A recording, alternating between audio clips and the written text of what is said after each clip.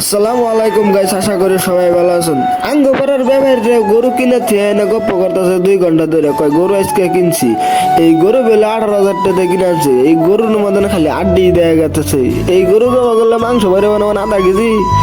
ওরা খালি গপ্পই করে গাইস। এই জাঙ্গো ভাই এইরকম একদম ব্যবহারী আয়না গরু কিনা আয়না পুরা গপ্প নাগাই দিছে। কয় গরু আজকে কিনছি রে। বললাম কি ভাগে গরু বান কিনছি, অল্প দেই গাই যাই। তো গাইস আমি গরু ডরু দেই গে আই বললাম কাকার বলে জাল টানার নাকি, জাল টানে দিবেন নিগে। তো গাইস এই যে এটা হলো জলডাঙ্গা গাছ। তো কেরা কেরা এনারা জলডাঙ্গা খাইছেন অবশ্যই কমেন্ট করে জানাবেন। তো গাইস জলডাঙ্গা গাছে গুন্ডা পড়েছে, ওর নাম হলো গুন্ডা। ওর জীবনে যাইরামি শেষ না, ও শালাই 1 আর 3 বার করে ভাঙছে, তাও গাছে উঠে পড়েছে। ভিডিওটা যদি ভালো লাগে অবশ্যই একটা লাইক করবেন, চ্যানেলে যদি নতুন হয় তখন সাবস্ক্রাইব করবেন। আমি গুন্ডার কাছ থেকে 2-3টা জলডাঙ্গা নিলাম, জলডাঙ্গা নিয়ে কষ্ট ফালে সুন্দর করে খাবার নিলাম। গাইস মাইজে কইছে না পাড়ার ফকিরে পাড়ায় ভিক্ষা বানা, হ্যাঁ ভাই এই জলডাঙ্গার ক্ষেত্রে হয়েছে। ওখানে এই জলডাঙ্গা মানুষে খাবারই চায় না। বাড়ির পাশে দেখবেন জলডাঙ্গা গাছ হয়েছে, কিন্তু তাও জলডাঙ্গা খাবার চায়। গাইস জলডাঙ্গা কিন্তু বাইজা খেলে আরো স্বাদ লাগে, একবারে সেই স্বাদ। বাইদা আজকের ভিডিওটা কিন্তু এ পর্যন্তই।